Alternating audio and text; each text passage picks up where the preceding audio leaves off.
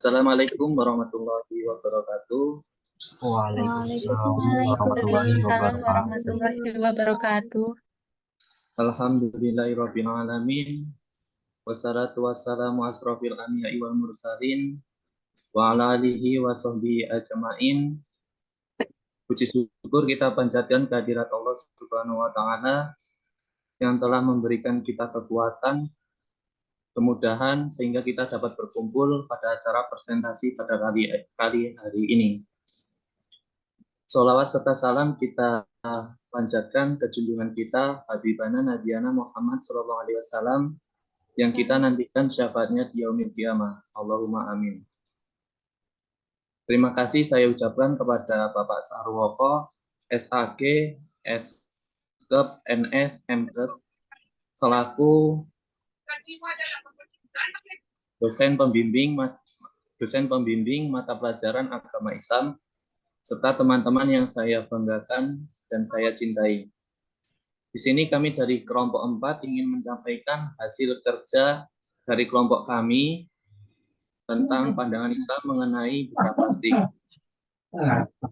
Saya Eko Suryanto selaku moderator akan membimbing acara presentasi pada kali hari ini dan teman saya Riko Hediansa akan menyampaikan materinya.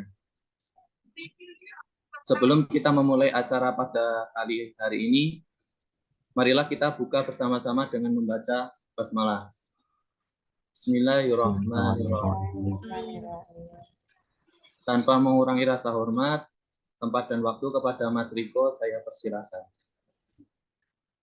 Terima kasih kepada Mas Eko. Untuk mempersingkat waktu, saya akan mulai saja menyampaikan materinya. Bismillahirrahmanirrahim. Assalamualaikum warahmatullahi wabarakatuh. Waalaikumsalam warahmatullahi wabarakatuh. Di sini saya akan menyampaikan materi yang berjudul tentang pandangan Islam terhadap bedah plastik. Materi ini disusun oleh Eko Suryanto dan saya sendiri itu Riko Hediansyah. Kita mulai. Landasan teori, poin yang pertama yaitu pengertian bedah plastik. Secara bahasa, kata plastik pada bedah plastik berasal dari Yunani kuno yaitu plastiskos yang memiliki arti mudah diubah atau mudah berubah-ubah. Bedah plastik merupakan cabang ilmu kedokteran yang berfokus pada perbaikan jaringan tubuh atau kulit yang rusak dan cacat akibat kondisi tertentu. Misalnya luka bakar, kecelakaan, tumor, dan penyakit bawaan sejak lahir. Selain memperbaiki bentuk tubuh yang rusak atau cacat, tindakan bedah plastik juga sering dilakukan untuk mengubah bagian tubuh supaya lebih terlihat menarik atau kebutuhan estetis. Poin yang kedua yaitu resiko bedah plastik. Sama seperti prosedur medis lainnya, bedah plastik juga memiliki resiko komplikasi.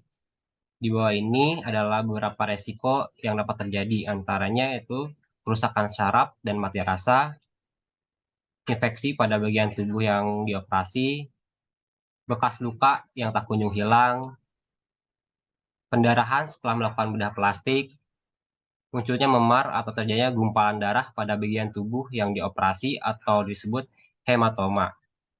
Sementara itu efek samping obat bius yang digunakan selama operasi. Yang poin ketiga itu keuntungan bedah plastik. Keuntungan bedah plastik dapat digolongkan menjadi dua kelompok utama, yaitu keuntungan perbaikan atau rekonstruktif dan kecantikan atau estetika. Mereka yang diuntungkan antara lain mereka yang memiliki kelainan bawaan seperti jari berselaput, tanda lahir, dan bibir sumbing. Mereka yang memiliki luka bakar atau luka serius lainnya yang disebabkan oleh kecelakaan atau bencana alam. Mereka yang menderita penyakit serius dan harus mengalami tindakan pembedahan seperti pengangkatan tumor, kanker dari payudara atau wajah. Mereka yang ingin meningkatkan kepercayaan diri dengan memperbaiki keseimbangan dan kecantikan tubuh mereka. Jenis-jenis bedah plastik. Bedah plastik dibedakan menjadi dua, antara lain bedah ikhtiariah yang sengaja dilakukan, yaitu operasi yang dilakukan bukan karena alasan medis, namun hanya hasrat seorang dalam memperindah diri dan berlebih-lebihan di dalam menafsirkan kata-kata indah itu. Bedah, bedah jenis ini juga dibagi menjadi dua bagian. Yang pertama itu bagian yang mengawetkan umur, sedangkan operasi ini bertujuan untuk menampakkan diri seolah-olah awet. Contohnya, memperindah wajah dengan menghilangkan kerutan dan membentuk wajah dengan apa yang dikehendaki. Yang kedua itu bagian yang mengubah bentuk. Contohnya, memperindah hidung seperti membuat lebih mancung, memperindah dagu dengan peruncingannya, dan memperindah payudara. Yang kedua ini ghairu ikhtiariyah, yang tidak dikehendaki, merupakan operasi yang ditunjukkan untuk mengobati suatu penyakit yang terjadi tanpa kekuatan Anda sendiri. Apa saja kondisi yang ada saat melahirkan seseorang, seperti menyambungnya jari tangan dan kaki, celah bibir, menutupi lubang yang terbuka, dan lain-lain. Jenis operasi ini bertujuan semata-mata untuk mengobati suatu penyakit. Yang kelima itu metode bedah plastik. Secara umum terdapat 4 metode dalam bedah plastik, antara lain yang pertama itu cengkok kulit. Prosedur ini dilakukan dengan cara melepaskan kulit sehat dari area yang tidak terpengaruh, kemudian digunakan untuk menutupi area kulit yang rusak atau ingin diperbaiki. Teknik ini banyak dilakukan untuk menutupi luka bakar, luka yang berukuran besar, patah tulang, bibir sumbing, area kulit yang harus disingkirkan, misalnya akibat kanker. Yang kedua itu perluasan jaringan, melibatkan peregangan dari jaringan sekitar. Dokter akan memasukkan alat menyerupai balon ke bawah lapisan kulit, kemudian akan diisi penuh dengan air garam agar kulit meregang. Setelah dirasa cukup, alat akan ditarik keluar kembali. Lalu jaringan baru ditempatkan di lokasi tersebut untuk mengalihkan kulit yang rusak atau hilang. Yang ketiga itu bedah penutup. Banyak dilakukan pada bedah payudara atau bibir sumbing. Cara kerjanya mirip teknik cangkok kulit dengan tingkat keberhasilan yang tinggi. Karena pasokan darah disediakan langsung dari jaringan baru yang ditanam pada bagian tubuh yang rusak. Dan yang terakhir yaitu perangkat tiruan atau prostetik. Prosedur ini menggunakan sebuah alat yang dipasang pada wajah, kulit kepala, atau mulut untuk mengembalikan bentuk dan fungsi bagian tubuh yang hilang atau tidak sempurna. Pandangan Islam. Dalil-dalil yang terkait, dalil yang melarang bedah plastik. Ayat Al-Quran yang sering dijadikan dalil untuk melarang kegiatan operasi plastik adalah Quran Surat An-Nisa, Surat keempat, ayat 119. Yang artinya, dan aku benar-benar akan menyesatkan mereka dan akan membangkitkan anganan kosong pada mereka dan menyuruh mereka memotong telinga-telinga binatang ternak. Lalu mereka benar-benar memotongnya. Dan akan kusuruh mereka mengubah ciptaan Allah. Lalu benar-benar mereka merubahnya. Barang siapa yang menjadikan syaitan menjadi pelindung selain Allah, maka sungguhnya ia menderita kerugian yang nyata. Quran Surat An-Nisa, Surat keempat, ayat 119. Al-Mawardi dalam kitab tafsiran Al-Mawardinya menilai Quran Surat An-Nisa ayat 119 sebagai ayat yang menjelaskan tentang upaya setan yang tidak berhenti menggoda manusia agar terus berangan-angan untuk mengutamakan bersenang-senang dan mengabaikan taubat dan berbuat kebaikan. Dalil yang memubahkan bedah plastik. Operasi yang mengubah atau boleh dilakukan adalah operasi yang bertujuan untuk memperbaiki anggota tubuh yang cacat atau rusak, seperti cacat dari lahir dan cacat yang datang kemudian. Operasi plastik yang demikian boleh dilakukan karena bertujuan untuk mengobati, seperti dalam dalil berikut.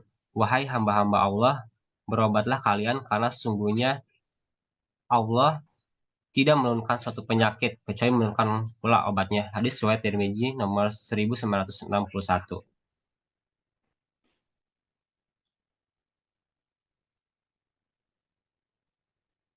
Untuk materi selanjutnya itu akan disampaikan oleh Mas Eko.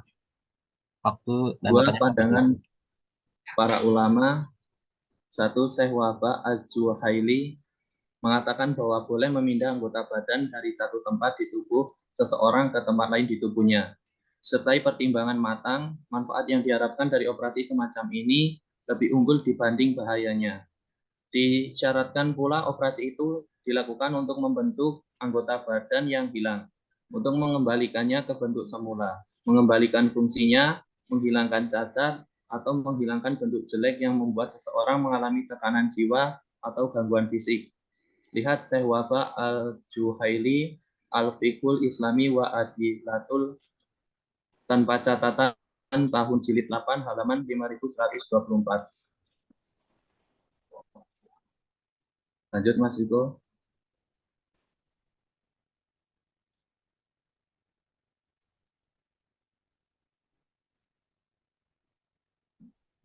Poin yang kedua, Syekh Abdul Karim Zaidan mengatakan bahwa seorang perempuan terkadang mengalami suatu cacat di muka, anggota badannya yang luar akibat luka bakar, luka robek, atau penyakit lain. Cacat ini tidak bisa dibiarkan oleh seorang perempuan karena menyebabkan tekanan batin baginya. Maka apakah ia boleh menempuh operasi untuk menghilangkannya? Operasi tersebut boleh ditempuhnya, meskipun akan mengarah pada mempercantik dan memperelok diri. Sebab tujuan utamanya menghilangkan cacat. Bahkan, andai kata dengan operasi itu ia berniat untuk mempercantik diri dengan hilangnya cacat tersebut, maka operasi itu tetap dalam taraf diperbolehkan. Sebab kecenderungan perempuan mempercantik wajahnya diperbolehkan. Dalam fikih mazhab Hambali, ada keterangan bagi perempuan boleh mencukur rambut wajah, mengikisnya sampai habis, mempercantik dan memerahkannya. Catatan jilid 3. Yang ketiga, undang-undang atau peraturan di Indonesia. Ketentuan bedah plastik sendiri di Indonesia menurut pasal 69 Undang-Undang Nomor 36 Tahun 2009. Bedah plastik diatur sebagai berikut. A. Bedah plastik dan rekonstruksi hanya dapat dilakukan oleh tenaga kesehatan yang mempunyai keahlian dan kewenangan untuk itu. B. Bedah plastik dan rekonstruksi tidak boleh bertentangan dengan norma yang berlaku dalam masyarakat dan tidak ditujukan untuk mengubah identitas. C. Ketentuan mengenai syarat dan tata cara bedah plastik dan rekonstruksi sebagaimana dimaksud pada ayat 1 dan ayat 2 ditetapkan dengan peraturan pemerintahan. Jika melanggar pasal 69 Undang-Undang Nomor 36 Tahun 2009 ini, maka diancam dengan pidana dalam pasal 193 Undang-Undang Nomor 36 Tahun 2009, yaitu setiap orang yang dengan sengaja melakukan bedah plastik dan rekonstruksi untuk tujuan mengubah identitas seseorang sebagaimana dimaksud dalam pasal 69 diancam dengan pidana penjara paling lama 10 tahun dan denda paling banyak itu 1 miliar. Arsil peneliti senior di Lembaga Kajian dan Advokasi Independensi Peradilan atau disingkat dengan LAIP menjelaskan bahwa bedah plastik dan rekonstruksi tidak bisa dibatasi hanya untuk pengobatan semata. Untuk kecantikan dan sejenisnya juga bisa karena itu hak orang. Hanya saja bedah plastik dan rekonstruksi yang mengubah identitas dapat menjadi pidana ketika itu dilakukan tanpa persetujuan dan tujuannya melawan hukum, yaitu untuk menyamarkan asal-usul penampilan secara sedemikian rupa, terutama untuk menjerat hukum.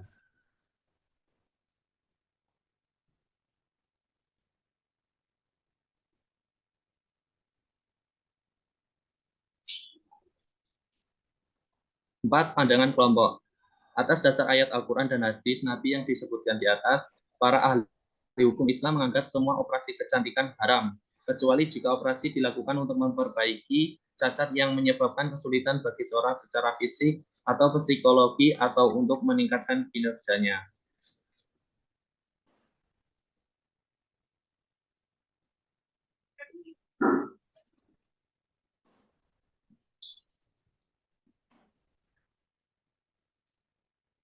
Yang C, penutup. Kesimpulan, dari materi di atas dapat disimpulkan bahwa bedah plastik merupakan cabang ilmu kedokteran yang berfokus pada perbaikan jaringan tubuh atau kulit yang rusak dan cacat akibat kondisi tertentu. Misalnya karena luka bakar, kecelakaan, tumor, dan penyakit bawaan sejak lahir. Dalam Islam, bedah plastik dibedakan menjadi dua bagian, yaitu bedah plastik yang bertujuan pengobatan Ini diperbolehkan karena bersifat dibutuhkan dan juga bedah plastik diharamkan karena bersifat kenikmatan semata-mata, seperti bedah plastik untuk kecantikan atau estetika. Bedah plastik yang bertujuan untuk kecantikan sudah jelas diharamkan dalam agama karena perbuatan tersebut banyak mudaratnya. Juga perbuatan itu termasuk dari perbuatan merubah ciptaan Allah Subhanahu wa taala. Lebih jauh lagi, operasi tersebut merupakan perbuatan menipu diri sendiri dan orang lain. Dalam konteks Islam, perbuatan penipuan termasuk tindakan yang bertentangan dengan hukum syara.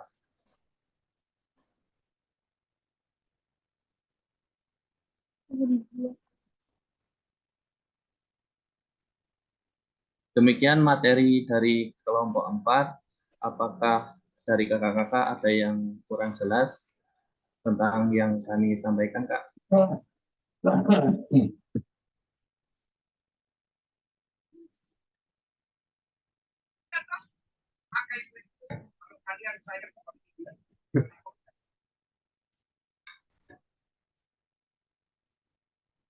Maaf Kak, mungkin ada yang mau ditanyakan.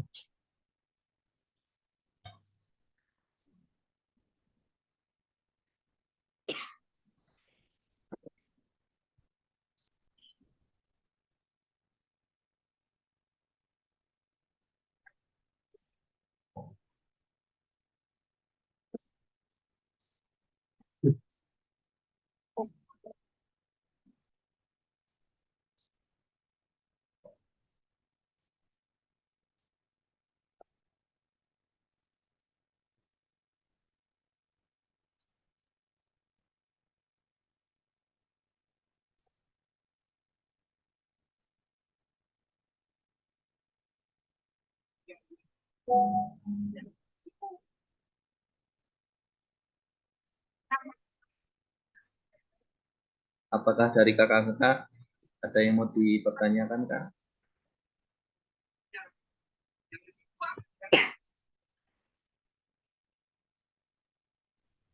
Kak mau tanya, Oh, iya Bu. eh, eh, sekarang ini kan banyak klinik-klinik kecantikan yang ini ya, maksudnya kayak filler itu apakah termasuk apa ya bedah plastik juga dan bagaimana kita menyikapinya karena itu memang banyak sekali ya sekarang klinik kecantikan seperti itu. Terima kasih. Mas Riko, kedengaran? Oh, iya untuk ya mungkin sekarang izin menjawab ya. Untuk sekarang emang banyak ya klinik-klinik kecantikan untuk kayak filler hidung. Filler hidung itu emang termasuk bedah plastik karena bisa mengubah bentuk. Contohnya dari hidung yang kurang mancung jadi mancung gitu. Dan untuk menyikapinya eh, kembali ke diri kita masing-masing karena di era zaman sekarang kan kayak udah lumrah gitu ya untuk filler, untuk tancap benang itu udah lumrah gimana kayak kembali ke diri kita sendiri gitu. Kalau misalkan emang apa ya namanya eh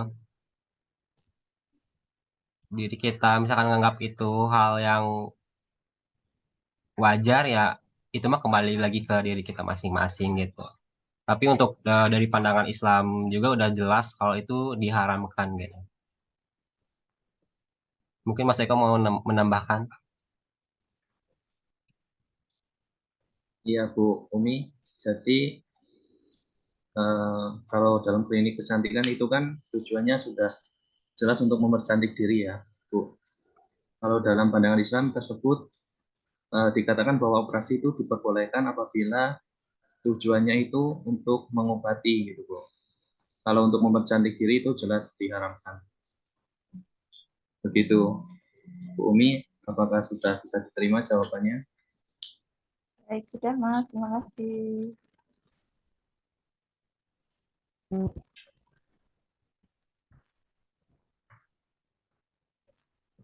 Apakah kakak-kakak lain ada yang mau ditanyakan lagi, Kak?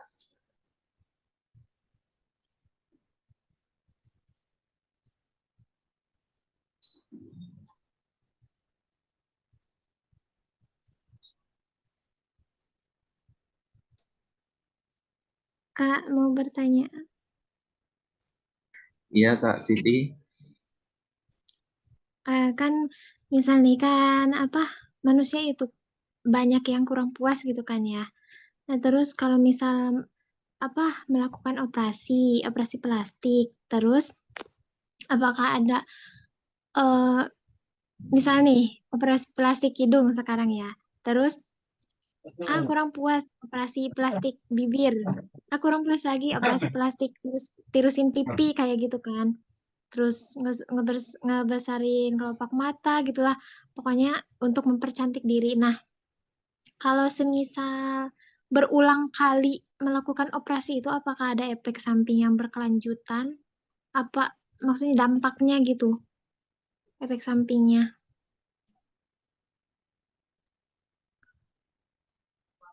Terima kasih, Kak.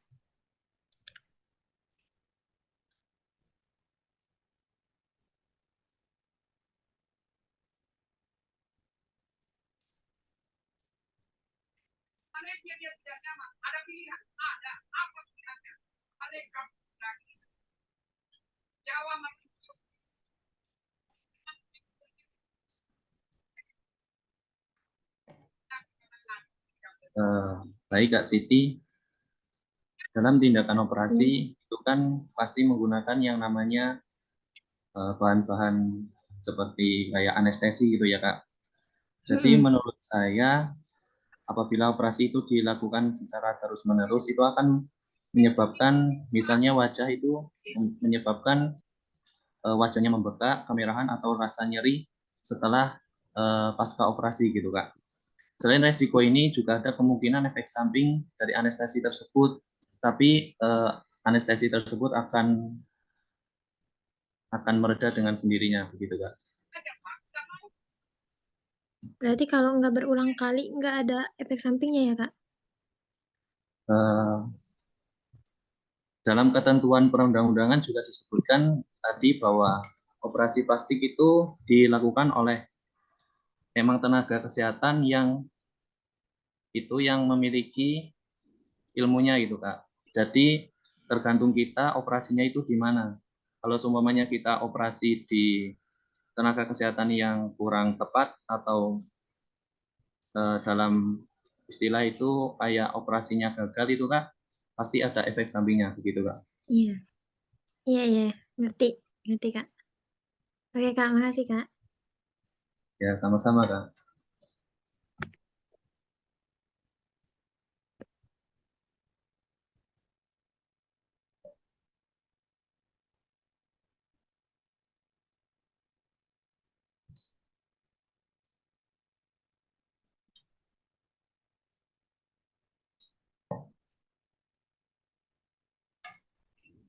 Kak Eko izin bertanya.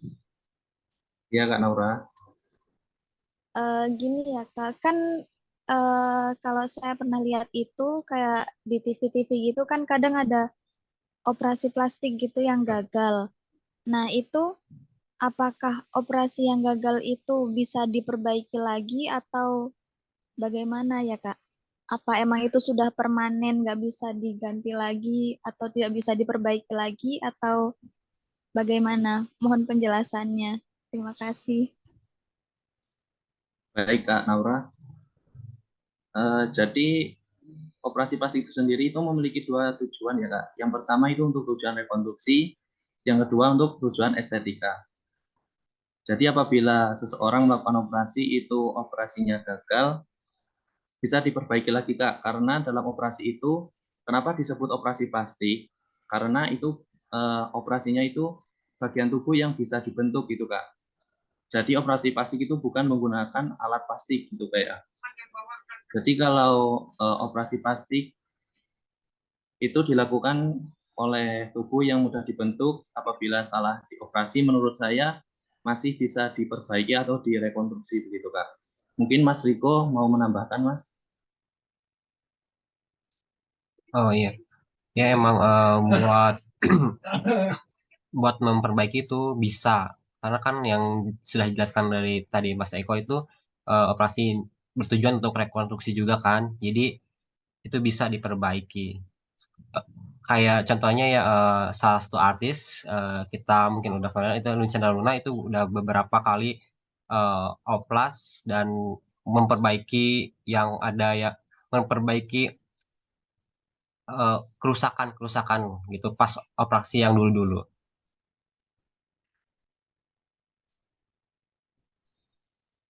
Apakah itu bisa kembali bagus seperti semula gitu ya Kak, kalau seumpama udah terjadi kegagalan gitu ya Kak?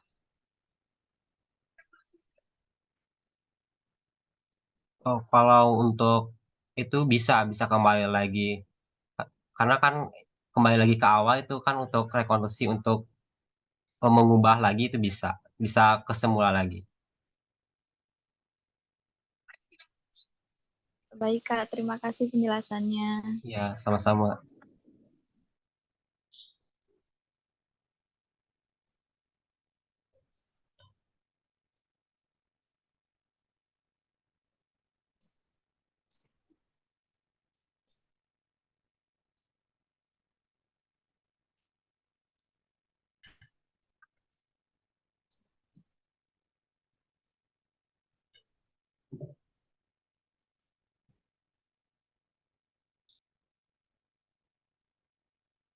Apakah ada lagi Kak yang mau ditanyakan?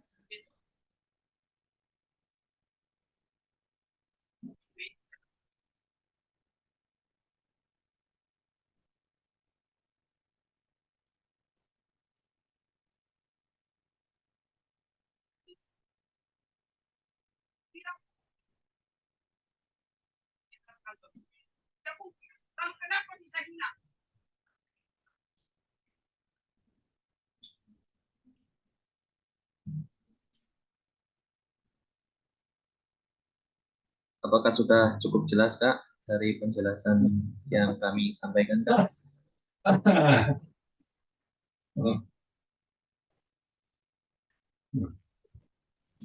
Saya rasa Atau sudah jelas,